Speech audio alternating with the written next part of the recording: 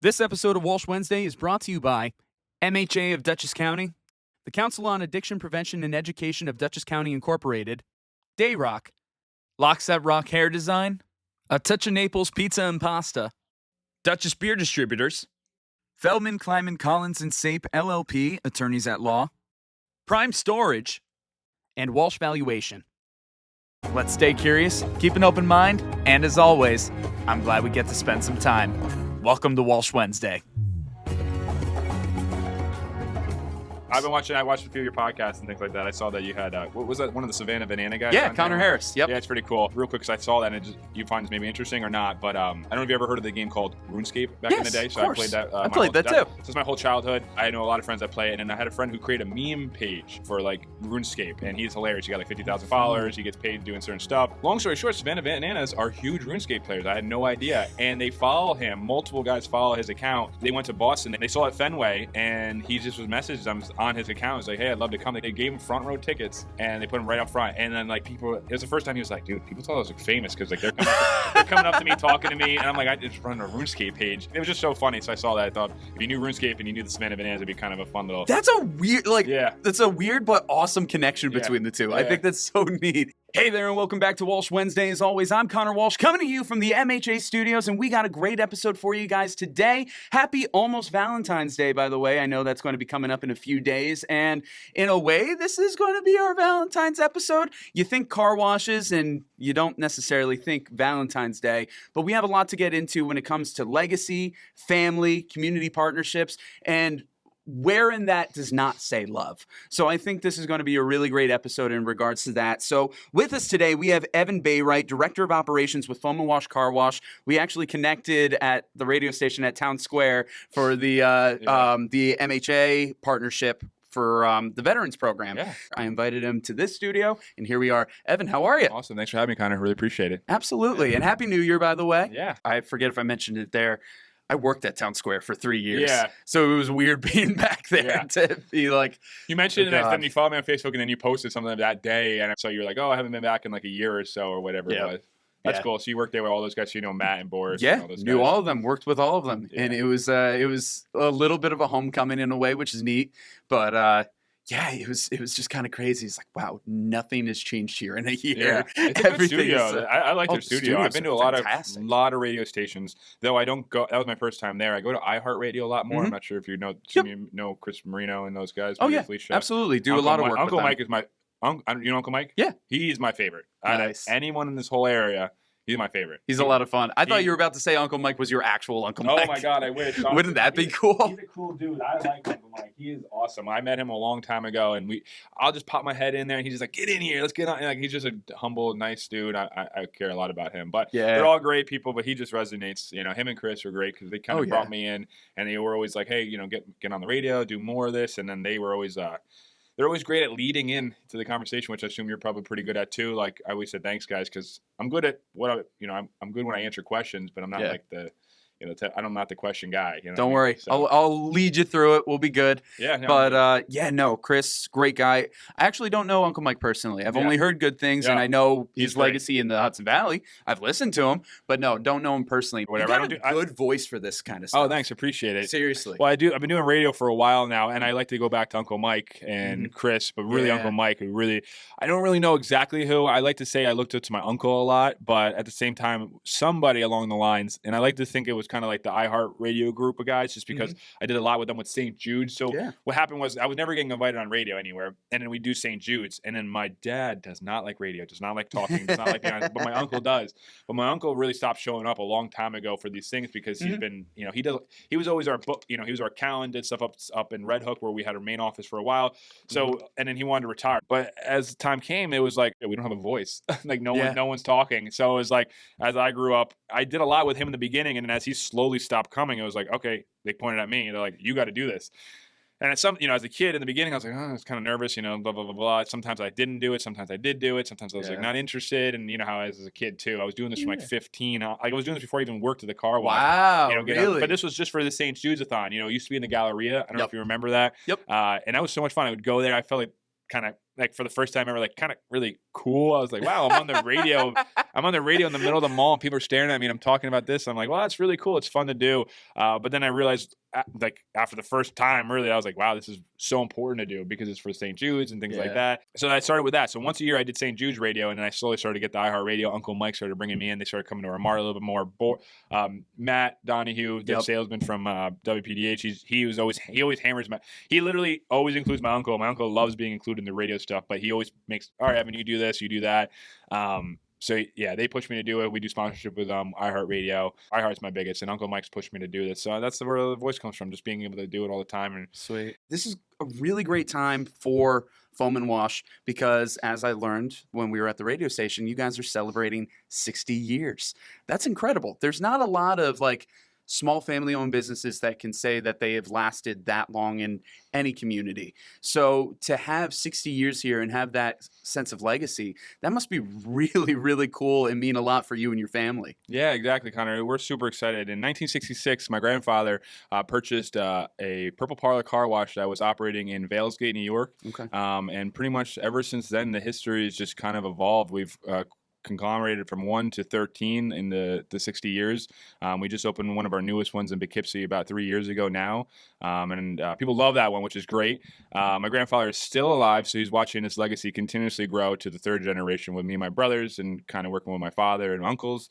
And it's just been a great ride so far these last 6 years since I've been full-time involved. Another thing I just want to point out there, which we were talking about before we got on the mic, when it comes to Foam and Wash, we know it for the red, white, and blue, like your hat. Yes. But when it comes to the hoodie there, it's it's kind of personal in a way. You were an Arlington grad. Your grandfather was an Arlington grad. And we're looking at Arlington colors here. Colors. So we were talking about before this. Yeah. So my grandfather was an Arlington graduate. I assume, we're very simple people. When it comes to being creative, you got to be simple, but think big. He picked Arlington colors. So this was our original colors that was rolled out in 1966.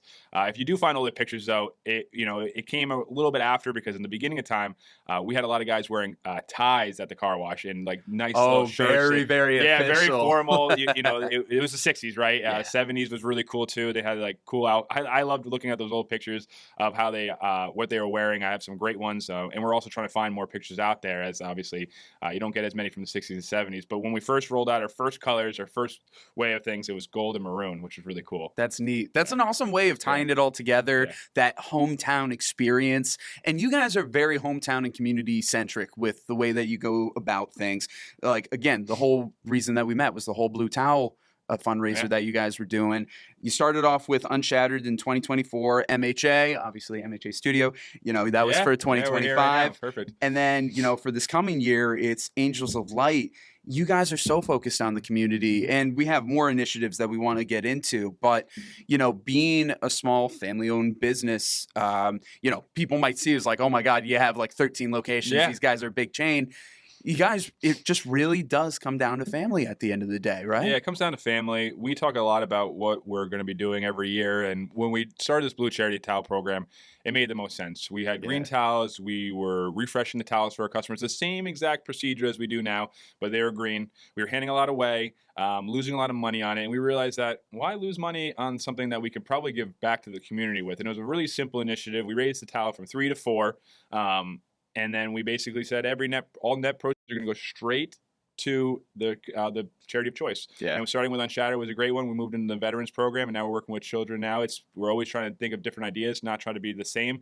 And this is a great one because we're not asking for donations. Half the customers actually, unfortunately, don't know that they don't donate to charity. We try to make them aware because they're just coming to look for a towel, right? When you wash your vehicle, you're like, how do I dry it off? Yep. So when they're buying a towel, we do hand them a flyer. We do let them know that you are donating to the charity. Yes, by the way, Conor in post, future Conor, zoom in on that or take a picture later.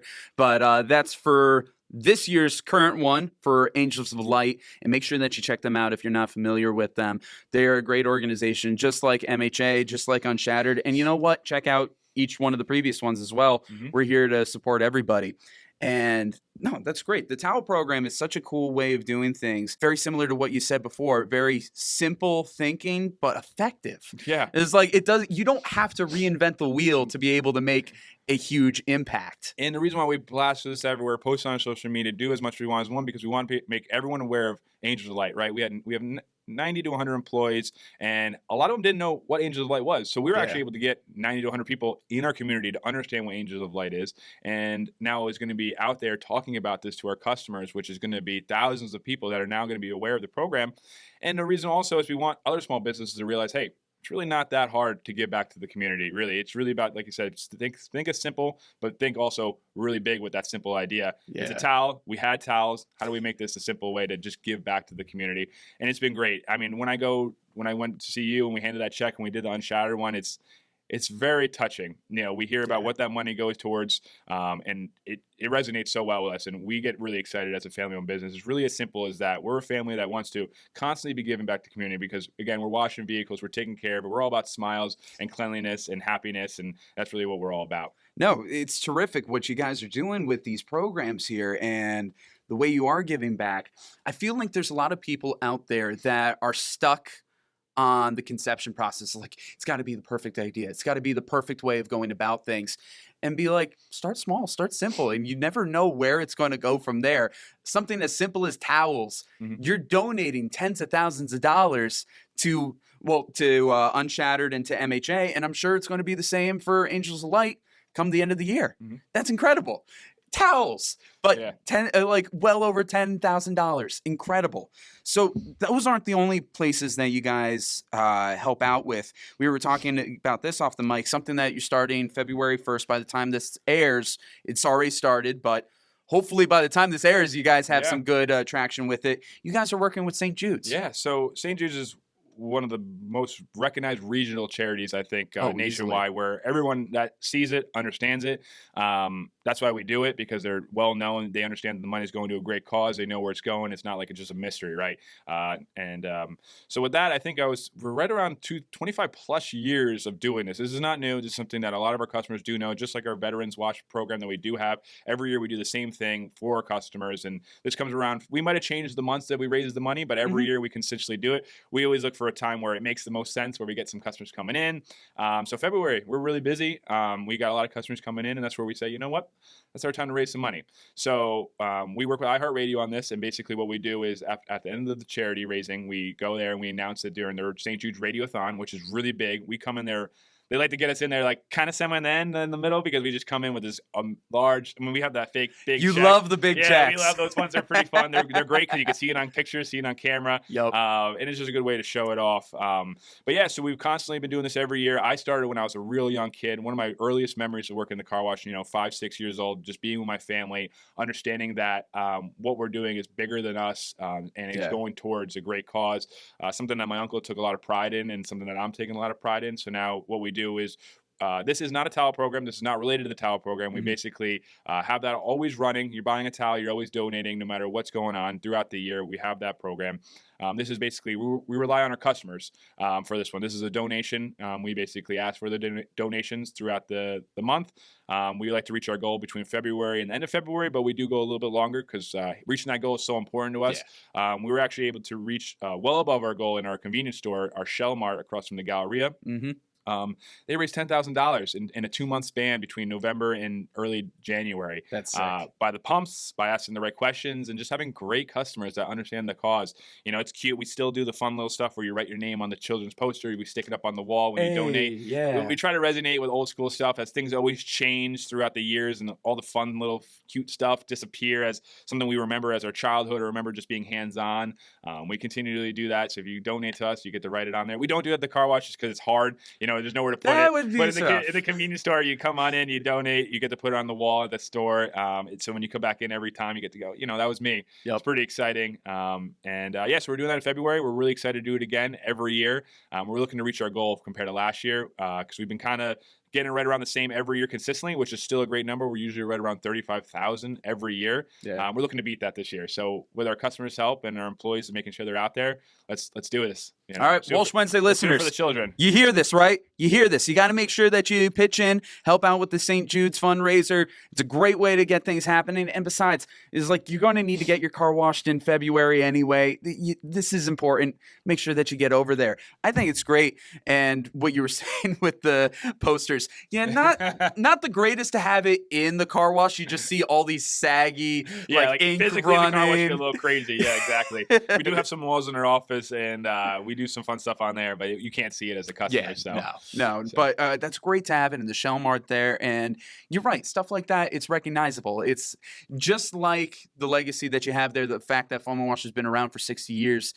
It's tried and true. If it ain't broke, why fix it? Exactly. And it's a great system that you're going about things. So 60 years here, you grew up with this. This has been in your family. This has been in your blood. I'm sure you have tons of soap going through your veins right now.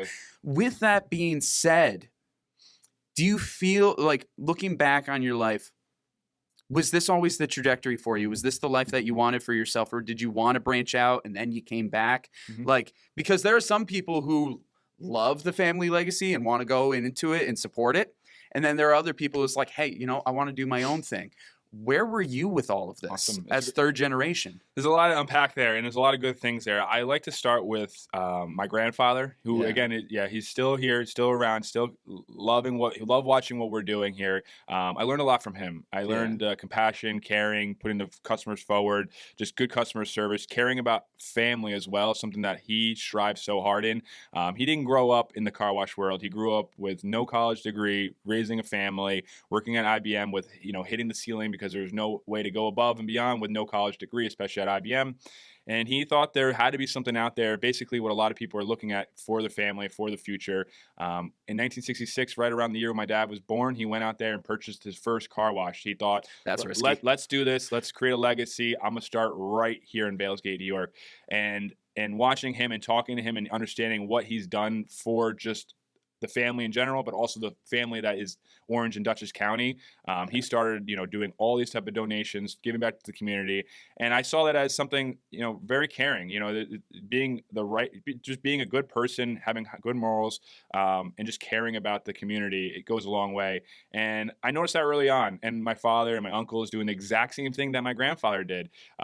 And I was like, that's awesome. They care about people, but they also have a community and they can make some money with the car wash. And car washing is fun and enjoyable. So let's start there. And I noticed that it was something that I was kind of not super passionate about as a young kid.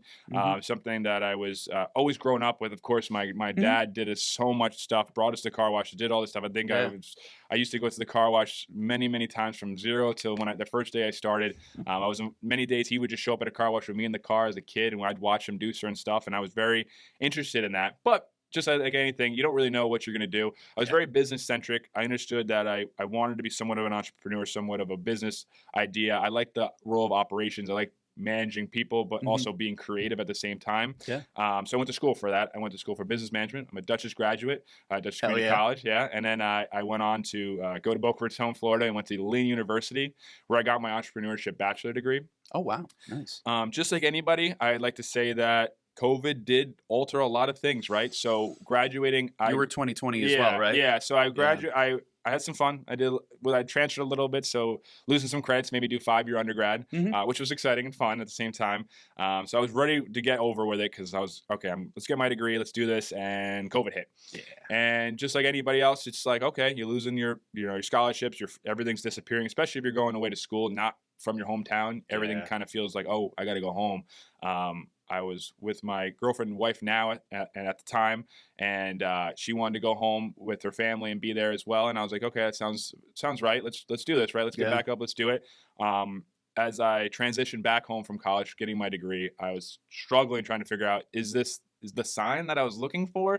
I said this somewhere, and people love this. It's a funny thing to say, that I was always looking for a sign. I said, I'm graduating college. I'm looking for a sign. Can someone can something hit me in the head and say, this is what you got to do? And then COVID happened. What a sign. What a sign. It's you. You caused no. It's funny. It was one thing. As I say it, it's like, oh yeah. Well, did I? I have a similar moment actually. I'll share with you real quick. Yeah. What happened was, I was there at the College of St. Rose. We were getting ready to do a play. It was called The Mystery of Edwin Drood. It was written by Charles Dickens. It was his last work, and it was unfinished. So the way that people go about doing the show is that there are multiple endings, and the audience gets to choose. So it's the show without an ending, and that's important. So we're getting ready to do this show. I think we're about like a week or two out, and I say to my cast, and it's like, guys, we're doing such a great job, but for some reason in my head, I can't picture us putting this on. And they're like, what does that mean? And it was like, I don't know. I just don't see us actually doing this. And of course, the week that we were supposed to go live was the week that everything was shut down with the pandemic. And everybody looked at me and was like, Conor, you jinxed this. You jinxed this. And it was like, I didn't realize the world was going to shut down. So it's funny that we kind of had similar inklings. And I bet you there's so many people out there that are looking for the same thing or thinking of the same thing. Because, right, you ask for a sign, you think, oh, I'm not, is it going to be on a billboard as I drive down the highway and say, you got to do this, So I took it as a sign, right? I said, let's do this. I think it's a sign that it means to be home with family, doing the right thing. I always had it in the back of my head. It wasn't like I wasn't interested in the car wash, but I wanted to, be out there, travel, maybe work in the city, maybe go out to a different state, take some big risks, do different things. But as COVID happened, it was like the biggest risk would be not be with my family. And I thought, why not be with them? They're caring. They're good people. They like to put things forward. And it's a great, like I said, I like working in the county. I like working with cars. They're fun. Car washing is a great business to be in. It's evolved so much since the 60s. Technology's gotten a lot better, a lot safer. We have cars going through our tunnel in a very controlled environment that's very safe for the vehicles compared to, the 60s and the 70s where it was just kind of like, a simple chain and a button, you know what I mean? Now we have retracts, things like that. Some of our car washes, we can 100% retract things. And then everything else has evolved since then as well. So that's kind of like how I got into it. And ever since COVID, I've been full-time. The first 2 years I did every job possible. I went from, at that time we did have an oil change, which we no longer do, but I was involved in oil change. I went to the car wash. I went to the mart. I sold this. I did that. I tried to dip my feet into every single role I could possibly do to get an idea of that. And then as I wanted to say, hey, I got a degree, I have an idea of what I want to do, I started making my way into the operational role to help the company even more, get my dad and uncle to be even less involved, and to help and take over that type of thing. No, that's huge, the way that you're coming into it. And I just want to poke on something that you said there. The biggest risk was not being with your family. That's, oh my God, that's so huge. And especially at that time period, it was kind of like a reset, when everything happened, and it kind of grounded people in a lot of way. So what you said there, the bigger risk was not to be with your family. Huge right there. And it seems like it's been quite a great investment for you with the way that you've been able to build yourself, develop the company further. It seems like things are going well for you in that regards. Are you proud of yourself for what you've been able to do during this last 5 years? Yeah, I'm super proud. I love what I do, and I'm proud of it. I'm married now, so that was a big accomplishment as well. Doing that in the same time as constantly working my ass off.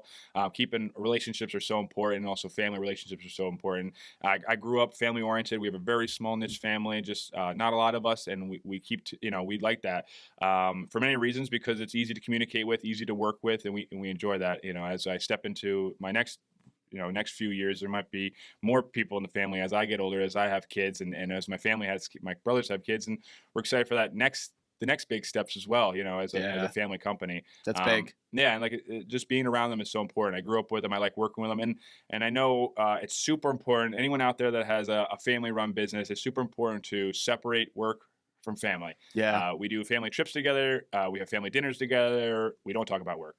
Sometimes keep that separate. That's not at the dinner table. Yeah, sometimes we do. As everyone's moved out now, when we do get together for family dinners, it's not like it's an everyday thing anymore. So it's easier to separate that. We talk about what we've been doing outside of work, things like that. But then there's a time and place to work, right? During normal, regular operating hours, we're strictly work, strictly focused on getting things done.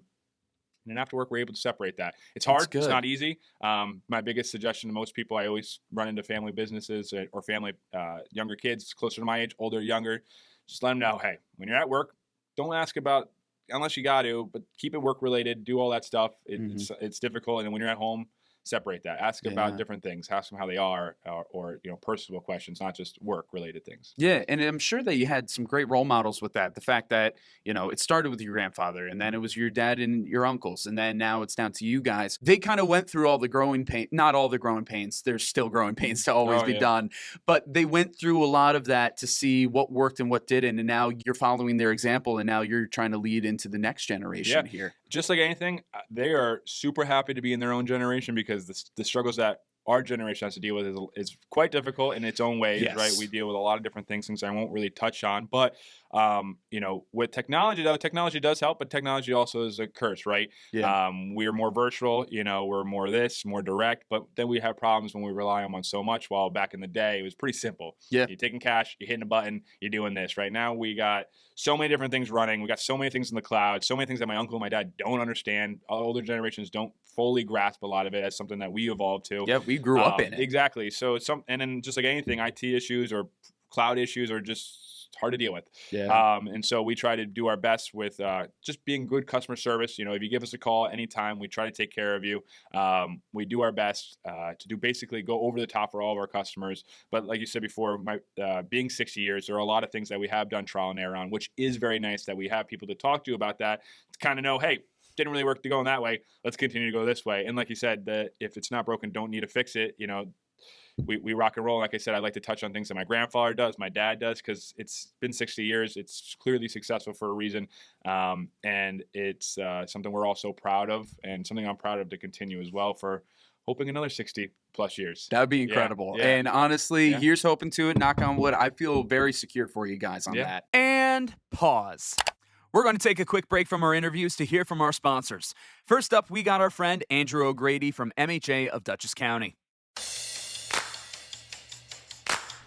This winter and holiday season, let's remember something simple but powerful.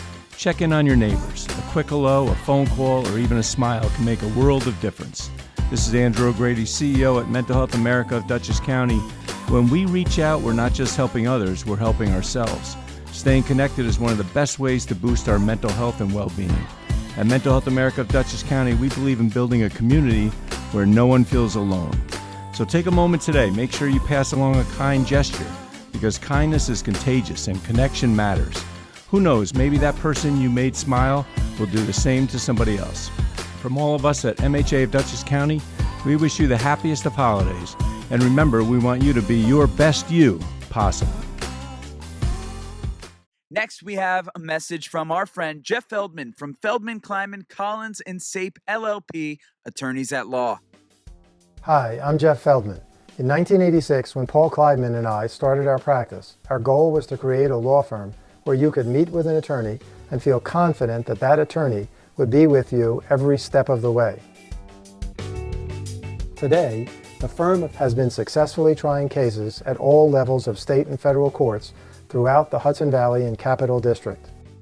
We have been selected as one of the best personal injury and medical malpractice defense law firms by U.S. News and World Report every year since 2009. For all of those years, we were the only firm chosen in any litigation specialty between Albany and White Plains. Your case is important to us. Giving you the time and personal attention you deserve has always been the hallmark of success. Initial consultations are free of charge and always with an attorney. Walsh Wednesday wants to give a big thank you to Prime Storage. It's the end of the year, and you may need to free up space for guests for the holidays, store seasonal decorations, secure valuables, and maybe even hide the presents. A temporary storage unit can help declutter a home, protect fragile items during a busy period, and provide a convenient way to organize and transition belongings before, during, and after the festive season. Whatever the reason, Prime Storage makes storage simple through seamless service, flexible rental options, and facilities conveniently located throughout the United States and Canada. By using our link in the description of this episode, you will get 1 free month of storage, plus you'll save 15% on rental rates. Make the holiday season simpler and store with Prime Storage. Thank you to our Walsh Wednesday All-Stars, all of those who have generously contributed to the Walsh Wednesday 2025 Fund Drive. You can see the list of names on screen or in the description of this episode. And of course, thank you to our Walsh Wednesday Warriors, Jim Robinson, John Newhall, Meg BOYCE, and JENNA HESS. These individuals have pledged $100 or more to Walsh Wednesday for 2025, either through the GoFundMe or our Patreon. Thanks for listening, guys. It's time to get back to the show. And play. This episode of Walsh Wednesday is brought to you by MHA of Dutchess County, the Council on Addiction Prevention and Education of Dutchess County Incorporated, Dayrock, Lockset Rock Hair Design, A Touch of Naples Pizza and Pasta, Dutchess Beer Distributors, Feldman, Kleiman, Collins & Sape LLP, attorneys at law, Prime Storage, and Walsh Valuation. as you said before, how you moved into the position as director of operations. A new position you also mentioned was the position of a husband.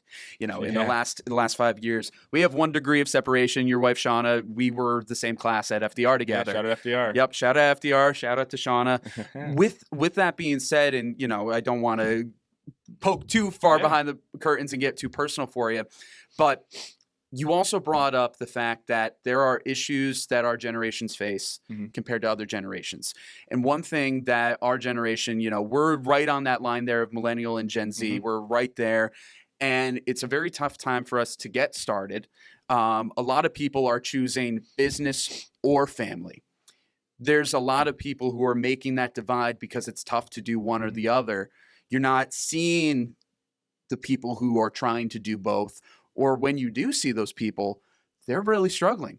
I know I have a hard time with that, trying to work on my business while also trying to make sure that I'm the best boyfriend I can be and lead forward. So here you are making this huge step of taking this position of director of operations, making the move back here while you guys were in Florida. What are the skills that you guys utilize every single day to keep your relationship building while you guys build your own brands and businesses? Yeah, I like to say the biggest thing is communication, even though I like to say I can probably communicate better in my work life than I do my relationship wise. Obviously, it's something I've always kind of wanted to make sure I improve on because it's so important. But communication is the biggest thing to me, just talking and being straightforward, being honest. Yeah. Honesty is key. You lie, right? The biggest thing I've always led by is I don't lie. I don't lie about anything. Honesty is so important when it comes down to every aspect of your life. Just be honest, right? Because then if you lie too many times, you get caught in a lie, and it just never looks good. Having that, and then just being with Shauna, we're actually in 2026 in May. We're actually going to be going on 11 years of being together. Wow! So it's been a long time as someone who's 28 years old. That's almost coming up on halfway through my life. It's a lot. It's a lot. So when we first started dating, it was. I wasn't involved in the business, right? I wasn't. I was a kid. I was 17, 18 years old, trying to figure out where I was going to go to college or what I was going to do later that night. I did all that with her. So we rode together. Like we've been together. She did her degree. I did my degree. COVID, as we were going through colleges together, she was your grad. So we actually graduated at the same time together. We finished up our degrees together. So with COVID, we got sent home together. So we were literally always together at that point. She went on to do occupational therapy where she was working in Lutheran care, and now she's kind of all over the place working with children and also adults. It's her passion. She likes doing that. And as well as myself working in a family-owned business, something that's kind of been established, but also, like you said, very difficult to still make my way in. There's a lot of things you got to do to come into a business like that. You got to remember, we have a lot of guys who've been with us for 25 years. Amazing. I love them to death. They're my family just as much as anything else. But as a young kid who's only 20, at the time, I'm almost as old as they were in our company, right? So it's like I had to do a lot of showing up, proving that I'm here, showing them I have the right aspect of the company, have the right mindset for the company, and I want to push that forward. But then, like you said, then you're putting a lot of focus on the company. Then you also have your wife, your girlfriend on the side, and it just kind of really, like I said, kind of going back to what I said about family and separating the two. Yeah, it's very hard. I'm not perfect at it. I struggle every day with it, but I know the goal is to come home and separate the business life, but also know that when you are at work, if you're the type of person to always be talking, I think that's something as we get a little bit older is something as you got to slow it down a lot. You got to trust them, especially when you're at work. The biggest thing is to just isolate yourself and let them know, hey, when I'm coming home, that's where we can deal with all of our stuff. But when you're at work, you're working. It's something that I learned from my father. I learned from a lot of business mentorships. That's super important to stay grounded, stay focused while you're at work, because any distraction can really throw you off. So for that being said, we really don't talk a lot during the day. Of course, emergencies, things like that, we know a chat. But we say, when we get home together, when we lock our, get home, throw our shoes off, and we're in the house together, that's the time when we can start chatting, talking about our day, talking about our things that we're doing. And projects and things like that, and I'd say that's the biggest thing for me, and also just being together for a long time and really getting to know each other, and understanding each other, and knowing what we're good at and what we're bad at. But it always comes back to communication. Every single day, I'm trying to be a better communicator with her, and also at work, and just being honest. No, that's the way of going about it, 100%. And it's also interesting because when you do have your family relationships, or even just friends too, they don't always get to see you in a work mode. They don't see all the skills that you have to offer. But here you are in this, I'll say, very unique scenario where you have the two separate lives of, being able to see what everybody can do at work, but then also see what everybody can do at home too. Mm-hmm. And that's a wonderful dichotomy when you can work together, and that's a blessing. And I like to touch on one thing because it is please interesting. Do. And I always mention that it's this is very difficult, but we have so much fun doing it. One of my best friends, Sam, is actually one of our system managers at one of our car washes. Okay. Just like anything, COVID did a lot of stuff to a lot of people, and we had so much fun together growing up. And I met him during high school. We did all this stuff, and now he's one of our greatest assistant managers, one of our better assistant managers that we've ever had at our Wappingers facility. So he gets to see me in work mode, but also non-work mode. And that's also been one of those things where we've stayed friends for all these years. He's been with us for over almost 5 years now.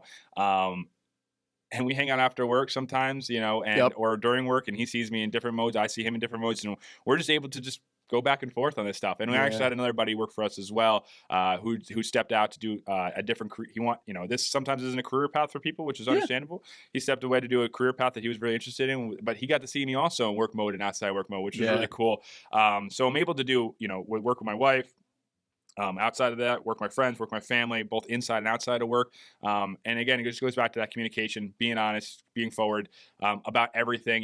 If someone is not working out well or having a struggle, it's about communicating to them right away. Yeah. That's what I do a lot of. Coaching and counseling is so important in an operational management role. Big time. And I love it because I love helping others understand the goal of things and working together as a team. I mean, we have guys that have been with us for 25 years, 10 years, 15 years. Our shortest manager right now is 7 years. That's pretty good. And we're so proud of that because we try to make it a fun place to work. We're not McDonald's, we're not Dunkin' Donuts, we don't have franchise money, we don't have corporation money. We're a small family-owned business that strives themselves on if you join our team, you're going to join our family. You're going to join having a great work experience. We love working together as a team. There's never a time where we're yelling and at an employee or a customer or anything like that. We're always just sitting down, having conversations, enjoying ourselves, and just being that forward. And we celebrate 5 years, 10 years, 15 years, 20 years, and then we have big parties all the time, fun things to get together. So we recognize that success because recognize that just like anything, you can work anywhere. So we want you to feel like you're part of our family, part of the car wash family, and just working towards the same goals, which is awesome. Yeah, retention is so huge these days because that's another thing that you don't see in this recent generation of jobs. Yeah. Job retention is barely a thing because there are a lot of organizations that don't prioritize that. Mm-hmm. They see people as numbers. They see, and it's just an asset rather than a person. So here you are coming in with this business. You guys care about the person. Honestly, being here at MHA is weird for me because at 5 o'clock, they shut down the offices. It's time to go home. I'm the guy that's used to just staying around the clock, or, I've had jobs where they would tell you, it's like, Conor, you need to stay and do all this. No, 5 o'clock hits. It's like, go home, be with your family, do whatever you're doing. And I'm like, what? Yeah. This is a trap, right? But it's cool that you guys have that ability, bringing it full circle. How you're saying your grandfather was an IBMer. Mm-hmm. IBM is very big in my family too. My grandfather was an IBMer. My mom, my uncle. It was a big part of it, and I got to see how the culture changed when our grandfathers were there. As you said, he hit a ceiling, but I think there's a difference in the way IBM was back then versus how it became. Mm-hmm. In our grandfather's generation, at least based on what I knew, the owner was there. He saw everybody. He knew everybody. There was a greater appreciation of the people who worked there and the families.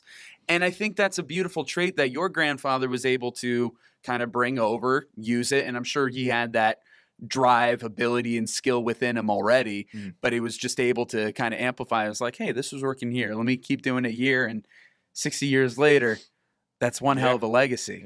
Yeah. Seeing all the connections come together, I think, is really beautiful in that way. Yeah. So here's to another 60 years for you guys. Yeah, and I touched on the beginning, but obviously what I'm wearing today and what we have right here. Yes, let's talk about the merch. Yeah, and I mentioned it before, but so what I'm wearing right now is it's a sneak peek of what we're going to be kind of rolling out. We got 60 items of everything besides the socks, just for fun. So we got 60 sweatshirts, 60 hats, 60 shirts for our 60th anniversary. So at some point in this year, we're going to roll this out. We're going to take some cool pictures, put them on social media, get them on our website.